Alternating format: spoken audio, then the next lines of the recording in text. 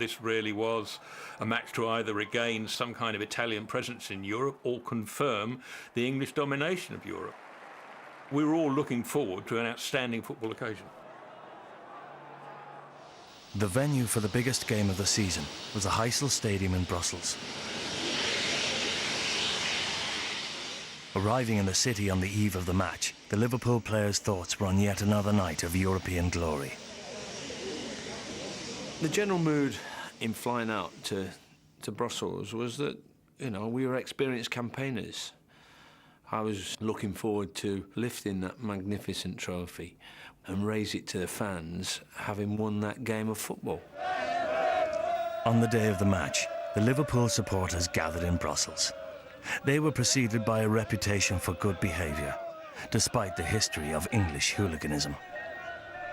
Everyone, from UEFA to Belgian football organization to English police, everyone told the Belgian organizers that the English people coming were normally calm. I remember the atmosphere before the game was one of carnival, one of fun. Okay, a few people had had a few too many drinks, but there was no sense of danger, no sense of violence. These Juventus supporters began to move in the afternoon in their droves. No trouble, I saw no trouble during the day. People were gathering in crowds, there was a lot of colour, but certainly no trouble. But as the fans looked forward to the game, they had no way of knowing that what lay ahead was one of the biggest tragedies in the history of European football. It just slowly turned into the blackest hole I've ever witnessed.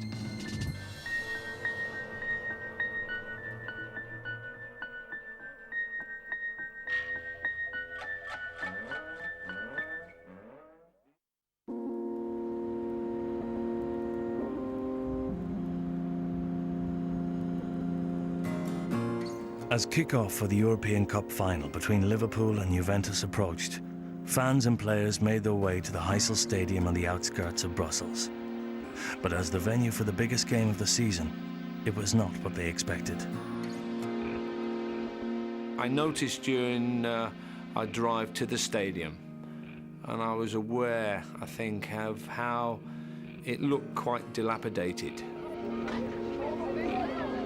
The thing that struck me about the Heysel Stadium when I walked in was how old-fashioned it was. Higgledy-piggledy, I suppose, is the design. You know, it's just an old stadium like a lot of them were that wasn't suitable for maybe modern football, modern crowds. Tickets for sections X and Y in the stadium had been sold to Liverpool supporters. Next to them, section Z was designated for neutral spectators, to avoid rival fans standing side by side. But it was apparent that this plan was not working out. By looking at the touts of what they were selling and listening to what they were selling, it was obvious that they had the majority of these tickets and they were getting sold to Italian supporters. Two Italians who had tickets for section Z were Giuseppe Spalori and his 14-year-old son Giuseppe Jr. Ci siamo messi in fila per entrare nello stadio e dopo un po'. We queued up. Then we entered the stadium and found somewhere to stand. Seduti nei nostri posti.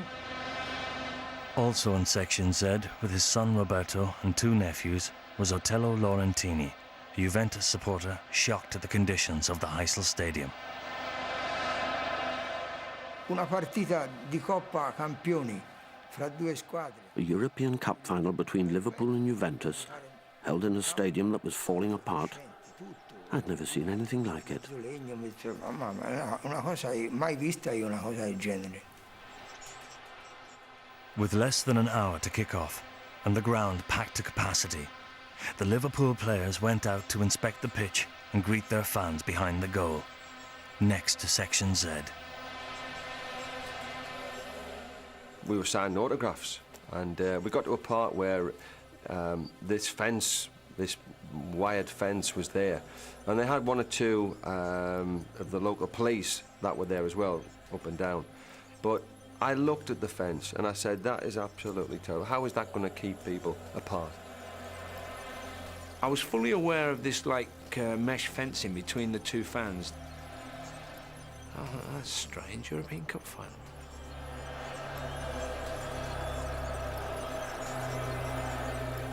I suppose when you get two lots of supporters standing side by side and all you have is this chicken wire between them, you know, and there's flags being poked in and out through the chicken wire, I think it's only a matter of time before something happens.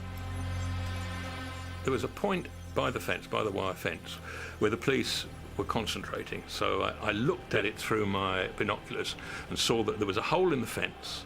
The Liverpool fans were trying to get through, and 2 or 3 police with dogs were trying to get at them. The fans reacted by saying, well, you know, come and get us, and if you don't come at us, we'll come at you, and started to widen the gap in the fence, flooded through, and the Italian fans then, almost like shoulder mackerel, then beat a retreat.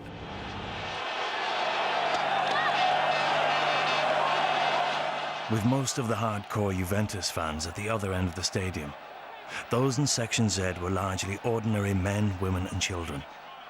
Faced with the charging Liverpool supporters, they had little option but to turn and run.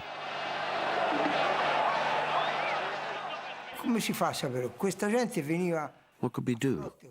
These guys were coming at us with bars and people were trying to escape. It was total confusion.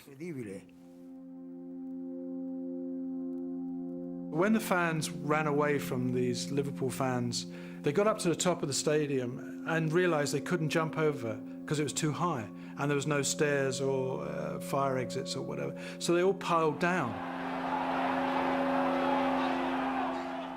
But still, there was no escape, as fans were pressed against a wall at the end of the terrace.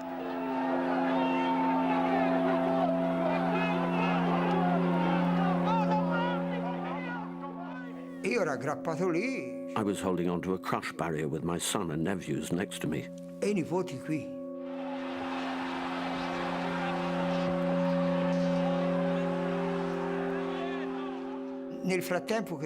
And I looked around, and my son was gone.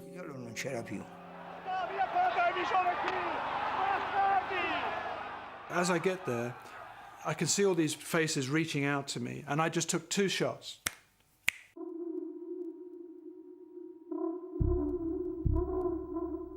And these poor guys are just bloated, arms outstretched, mouths open, you know, gasping for air, and then all these hands reaching for them. And sadly, there was pictures everywhere. You know, you didn't have to try very hard to cover it. You started to hear the screaming coming, and you thought, my God, this could be serious. Then there was the huge surging, a lot of screaming, and of course the moment of impact was when the wall went.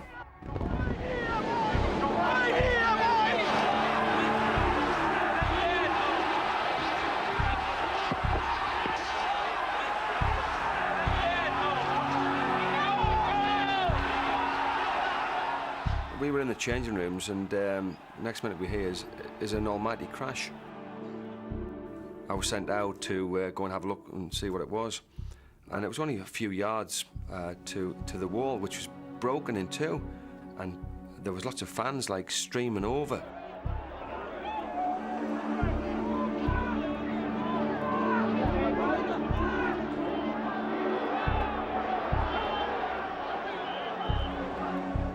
It was a shock to me, being there, to seeing what was going on and witnessing it, and then I have to go back in, and what do I say to the lads, to the team? People were aware that a wall had gone down after a while in the dressing room. Bearing in mind, Joe Fagan's already had his team talk. He tried to keep his focus, but it was difficult with bodies being taken away.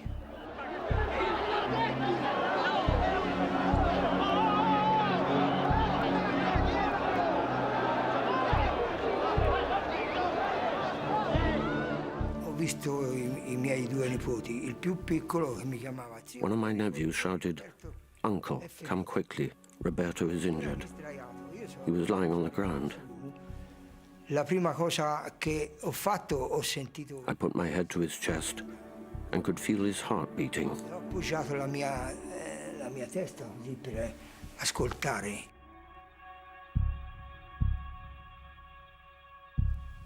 But then I realized he was dead, that it was my temple that was beating, not his heart.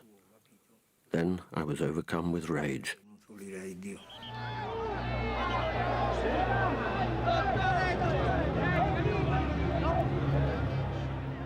By now, the death toll was rising, and a television audience of over 1 billion people watched in horror as one of football's most shocking tragedies unfolded. Io e padre eravamo vicini. I was standing beside my father. Then the crush started and people started falling around me. Quando la gente ha cominciato a cadere intorno a me. Then I couldn't see him anymore. Non l'ho più visto e niente, non l'ho più visto.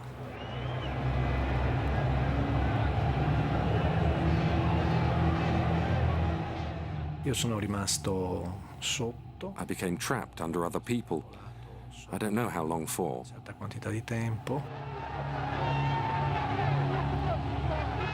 In ogni caso mi sono trovato improvvisamente senza... But suddenly I got free and rolled down on top of the pile of bodies. Sul mucchio di gente che si era creato. Ho camminato gli ultimi passi. I walked the last bit, over the bodies. At least I didn't have any shoes on, but it's not something I'm proud of. Sì, non è una cosa di cui vado particolarmente fiero.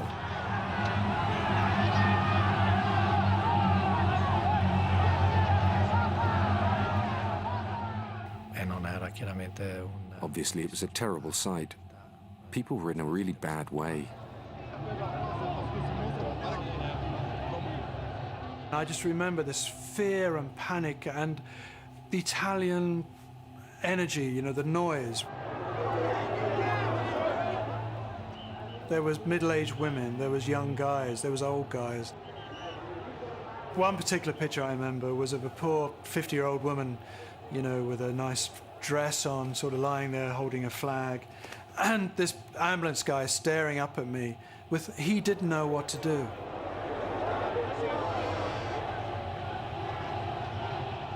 And I remember the most poignant image I've got. This picture of a young guy with his scarf on the terracing with all these shoes, reaching out, saying, "Pietro, Pietro," and he just can't find his friend. And that has haunted me for ages. Going to a match and then losing his best friend just seems, yeah, what a waste.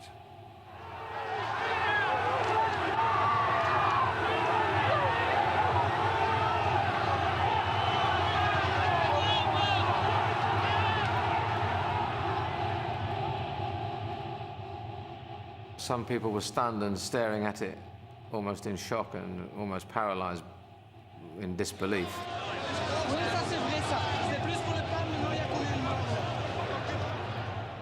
Nobody knew what was going on. The police couldn't handle it. The ambulances, they didn't know how bad it was until maybe 15, 20 minutes later, when again they were you know, pulling the bodies out, and again witnessing that was just, it was just beyond belief.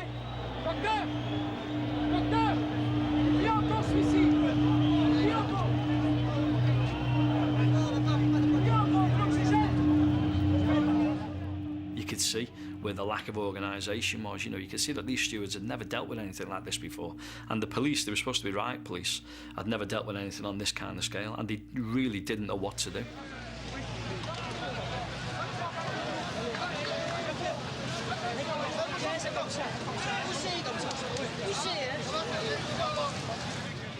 There was the odd sort of guy with a red crest on of ambulance or whatever, and I remember some stewards around, but it didn't seem to be very many people. The bodies were put in a row outside the stadium so that nobody could see them. I have images of it, but it's not nice to see.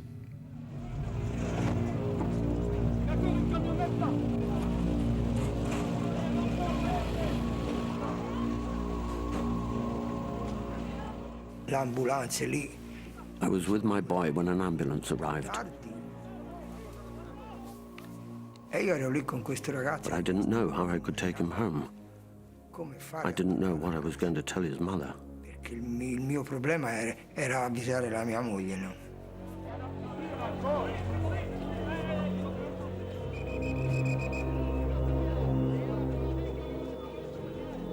Sono stato imbarcato in questa ambulanza. They took me to hospital in an ambulance. Un ospedale lì a Bruxelles.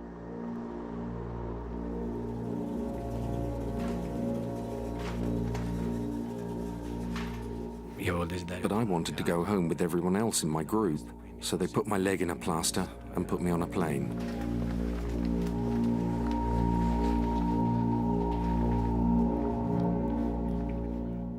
E sono ritornato. And when I got home, my mother told me that my father was dead. Che mio padre era morto.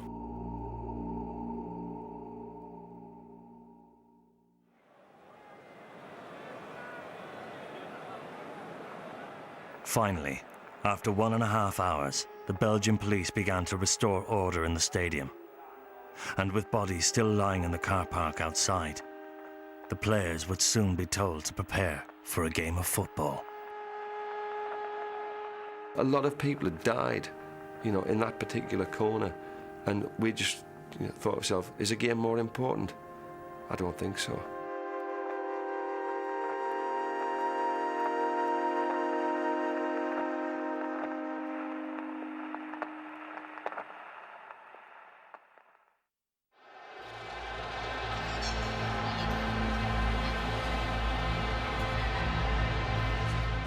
Two hours after the wall collapsed, 60,000 Liverpool and Juventus fans were still in the Heysel Stadium, waiting for the European Cup final to begin. But in the changing rooms, the players still did not know if they would be sent out for a game of football. We just didn't know what to do with ourselves. It's just so difficult. The dressing room becomes a morgue.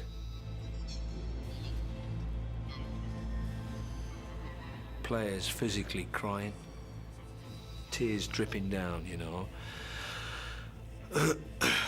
Me, myself, you know, I mean, I knew I wasn't going to get my dream. Not that it mattered. People had died. I couldn't give a damn. I just wanted to get the hell out of there.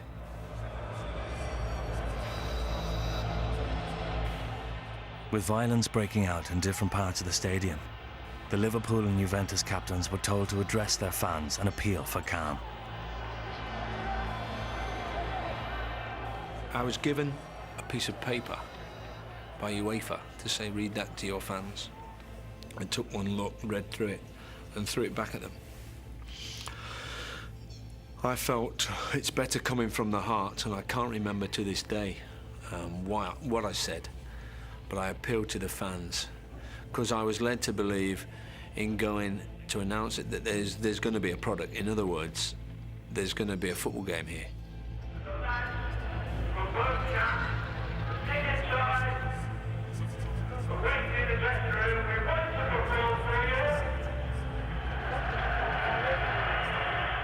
And the game is going to be played, and you're just flabbergasted. And you think, hang on, do these players know that their fans have died? Do they know?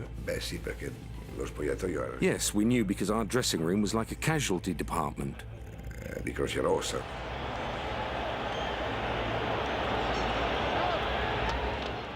The Belgian authorities feared trouble if angry and frustrated fans were released onto the streets. Eventually, they made the decision that the match would be played. They came with the instruction to play, and as a good pro does, as a good captain does, once you've been instructed by UEFA for my club, I'll walk the plank and I'll be the leader. Not that I'll be that much of a leader, because my thoughts are off the park and not on it. Many fans were still unaware that people had died in the crush. The crowd welcomed the players onto the pitch, but this was a meaningless game of football. As you're walking out on the pitch, you can't help but notice the wall that's down. You can't help but notice that, you know, like the stretcher, the ambulance that was still there.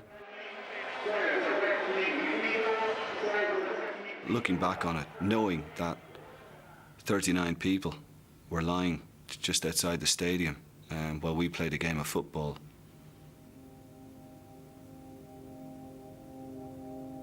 shouldn't have been played.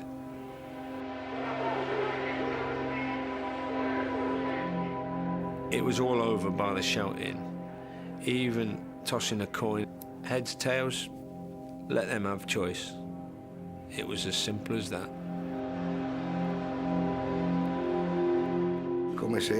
It was as if someone had put drugs in our tea. After the final whistle, we had no idea what had happened. It was like being in a trance.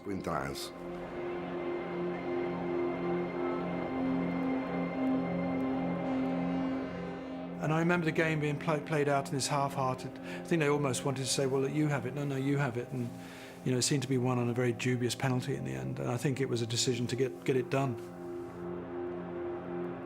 The foul from Gary Gillespie on Boniek was outside the box.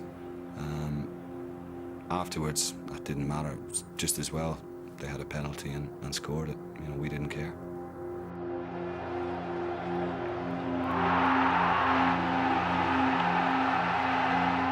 I just remember the incident with Ronnie Whelan being brought down in a very similar manner, and the referee saying, no penalty, there's no way we're going to 1-1.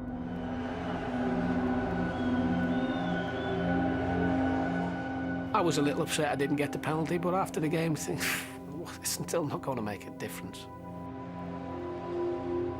And then you just feel empty. We've played a game for nothing. People have lost their lives. Why? What's it all about? Why? I think that was the main question on all the players' lips after that. Why?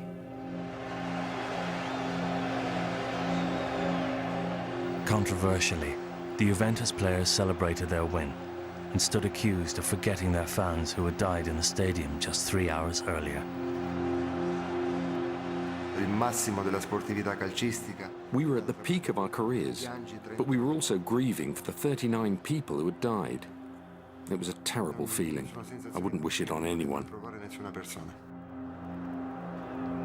Before leaving the stadium, the Liverpool players returned to the terraces of Section Z, where the 39 fans had lost their lives.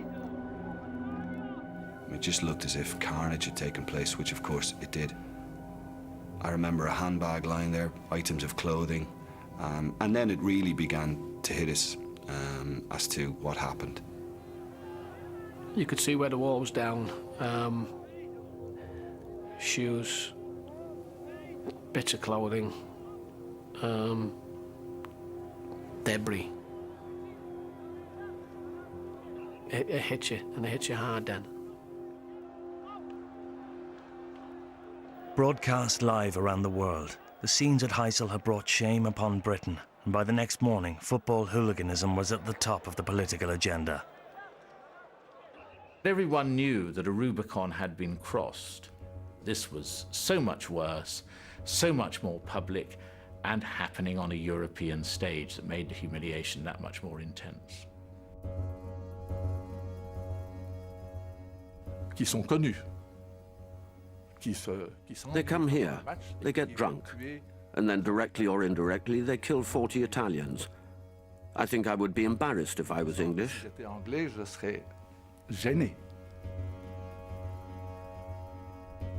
The shame upon Britain was shared by people in number 10, by the Prime Minister. It was a shameful and shocking affair. With Britain's reputation severely damaged, Margaret Thatcher was determined to respond swiftly. I wish we could get those responsible, get them before a court, and stiff sentences so that they stop anyone else. The Prime Minister invited to Downing Street 7 football journalists who had been at Heysel and sought their views on tackling football hooliganism.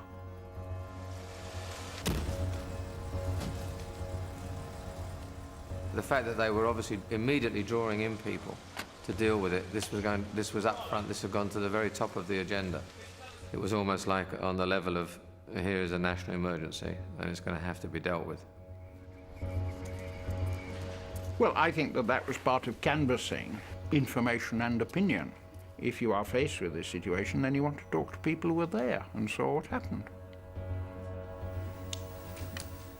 She came in distressed and pretty upset about what had happened. The Prime Minister will say, We raised the fact that football was in peril. I was feeling pretty passionate about the whole thing, also angry and wanting something done. And there were no holds barred in the conversation. There was a serious sense of urgency and a serious will to get something done. Whether or not there are extremists manipulating the situation is unclear. It's possible, but certainly it's not a small handful like that now. There was a real sense that whatever decisions had to be made, and no matter how difficult or unpopular they were going to be, they would be taken, and they would be taken quickly. In Belgium, political developments also gathered pace as the shockwaves from Heysel reverberated around the country. It was a bomb that exploded in Belgium. It was a real drama on all levels. In Parliament, there's been demands for the resignation of this man, Interior Minister Charles Nothomb, ultimately responsible for the police. I refused to resign because that would have meant the government was accepting responsibility for the disaster. The government supported my decision not to resign. The day after the tragedy, the Deputy Chief of the London Fire Brigade, Jerry Clarkson, was sent to Brussels to compile a report on the Heysel Stadium. What he found there shocked him deeply. It does seem to me that the truth has not been stated in this case, because whilst I emphatically say now that I do not condone any form of hooliganism whatsoever, the deaths, in my view, were attributable very, very largely to the appalling state of that stadium.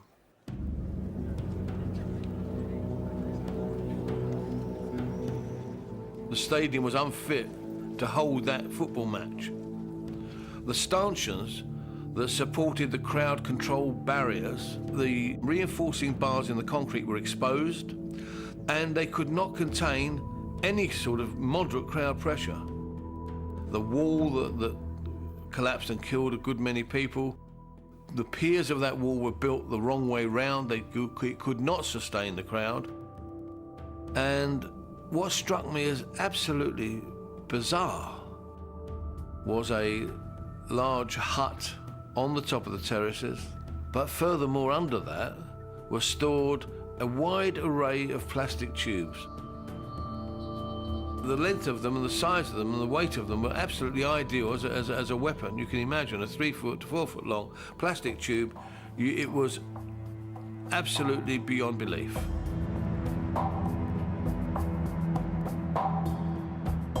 With that knowledge that we have now, and you look at the stadium in '85, of course, it's a death trap.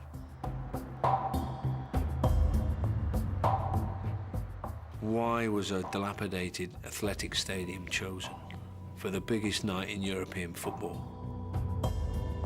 On his return to London, Jerry Clarkson discovered there was little interest in what he had to say about Heysel Stadium. His detailed report was filed away and forgotten.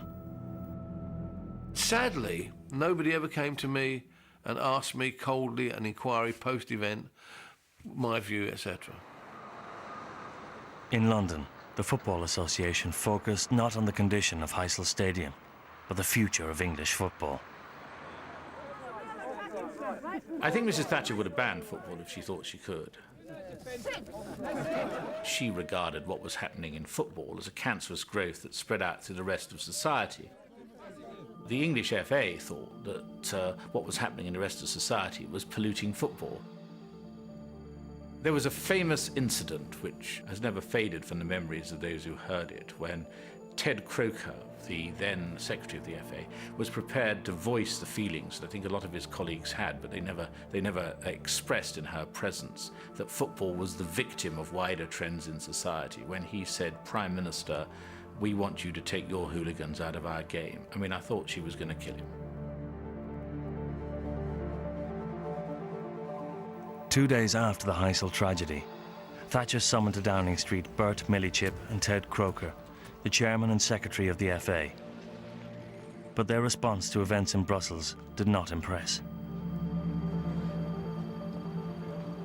The football authorities themselves got a very sorry figure. It wasn't their problem. This was society's problem. They abandoned, in effect, all responsibility for this. I personally thought that they were a bunch of male chauvinist pigs too, because they, I mean, in effect, we didn't say it openly, but in effect their attitude was, what does this woman know about football? There would have been, listen, you're going to have to deal with this, you're going to have to come up with proposals. Here are some of the things I've been hearing. You tell me what you're going to do. I've tried to make it clear. If you've any questions on it... Okay, you try to pass on the job to us, but we have to get you to do things if we're going to improve it. What are you prepared to do? And in effect, they weren't prepared to do anything, except wring their hands. Oh, I formed the worst possible view of the Football Association.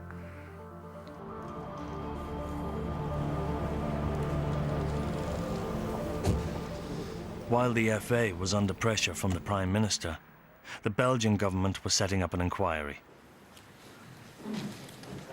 An investigation was also undertaken by Jules Connings, an expert on crowd control at the Belgian Police Academy. One has to say, of course, that the first responsible people of the drama are the English hooligans of that time. But then afterwards, there are some other organizations, I think, who have some responsibility, major responsibilities. Connings discovered that while there was a strong police presence at Heysel, most of the men were deployed outside the stadium. Based on the information of the English police, if there were too much policemen inside the stadium, it could be provocative for the supporters. So on that information, they decided not to put too much people inside, but to have a big reserve just outside the stadium so that they could intervene immediately if necessary. But critically, Connings also discovered that the police walkie-talkies were defective, preventing the reinforcements outside the stadium being called inside to Section Z until it was too late. Because the information didn't come in time to the man in charge, he couldn't give orders to that reserve that was outside to come in time inside. So that was the real problem, if you take the problem only from the police point of view. During investigations, it also emerged that the concerns of local hospitals were ignored during preparations for the game, and that medical services at the stadium had been woefully inadequate. There was only one physician. There were 150 people of the Red Cross, which are amateurs. That's all.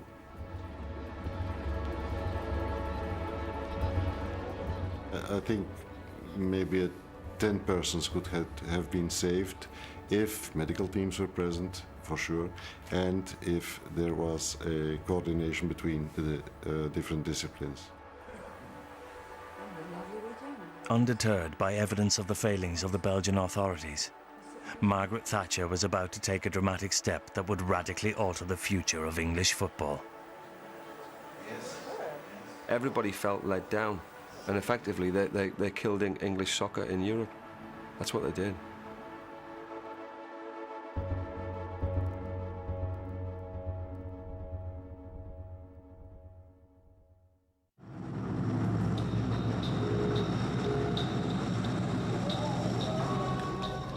Two days after the Heysel Stadium disaster, England's shame continued as the bodies of the Italian victims were brought home from Brussels.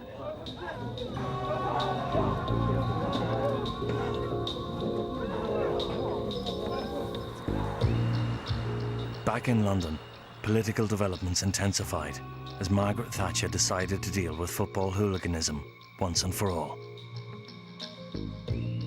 She seems intent upon finding that solution, and indeed that the future of football in this country will depend upon us finding some answer. Under pressure from Margaret Thatcher, Bert Millichip and Ted Croker of the FA faced the prospect of taking English clubs out of Europe. I don't think on their own they would have made these decisions. These decisions were forced upon them. But I think they recognised that the rearguard action they'd been fighting against the government and against what was, to a significant degree, an irrational detestation of the game that Mrs. Thatcher had, after Heysel the game was up. The FA withdrew English teams from European competition 2 days before UEFA imposed an unprecedented 5-year ban on them. But in English football, many felt they were being punished unjustly. The government seemed to just step in and say, OK, ban them. Ban them, no appeal, no argument. It was a total injustice against Liverpool Football Club because of their fantastic European record and the fantastic European record of their fans. If you're not playing at that level consistently, then it affects you. And I think it affected the whole of English football. Sent into exile and targeted by new and tougher security measures, English football fell into a steep decline. These fences were springing up everywhere. You were not allowed on the pitch. From Heysel onwards, Liverpool fans were hooligans, and pretty much every fan in the country was portrayed as a hooligan from Thatcher's government. There was a stimulus to policing, there was a stimulus to clubs to try to contain their supporters, and those crackdowns began to have an effect. Football became an ailing and unattractive sport, drawing the lowest crowds on record. For England's top clubs, the need for change was obvious, a fact compounded by yet another tragedy, 4 years after Heysel. This time, during an FA Cup semi-final at Hillsborough Stadium in Sheffield, it was 96 Liverpool fans who were crushed to death on the terraces.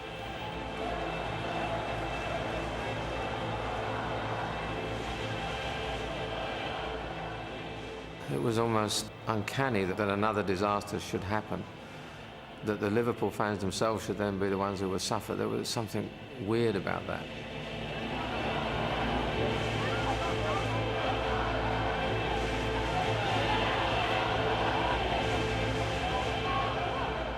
Still then, authority hadn't come to grips with the problem, but it accelerated the Reformation, and in some ways it enabled Liverpool to overcome their guilt at Heysel.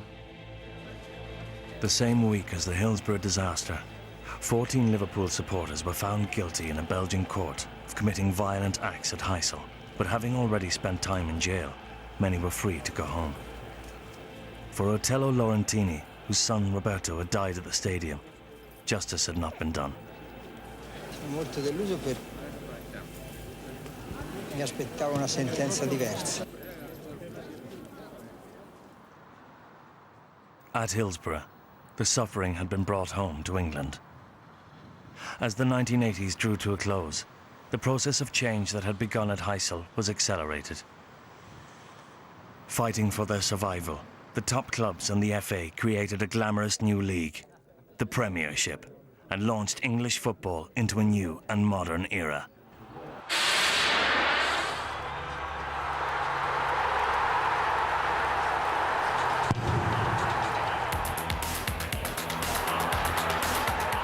Fueled by revenue from satellite television, the Premiership was still football, but football repackaged as exciting family entertainment.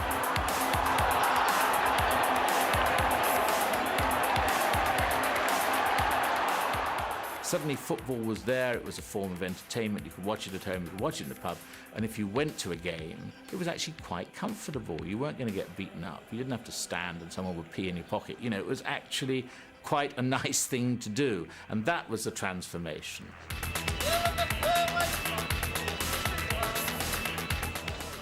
I think the methods used in policing now are far superior, right across Europe, and probably all as a result of what happened in '85. You have a game which has become fashionable, popular again, because it's now more beautiful to behold and much more pleasing to attend. It is now the national passion, as opposed to the national shame.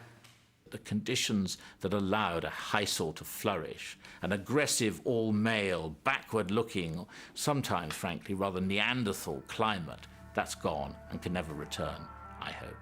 I think we've moved on. But we can never forget.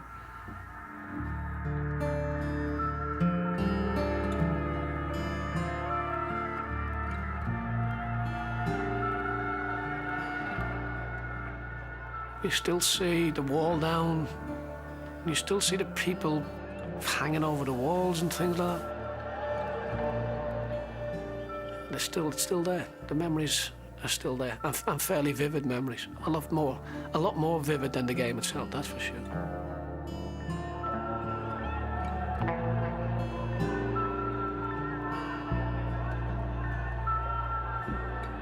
I just wish on the night we should have cleared that stadium, remembered the dead and gone home. I am gutted that those people died on that night. Of course I am. Gutted. English football may have moved on since Heysel, but for relatives of those who died at the stadium, moving on is a wish they are still denied. It's not just the tragedy of my son, or other people's sons. It's what came afterwards for the families. Alla famiglia.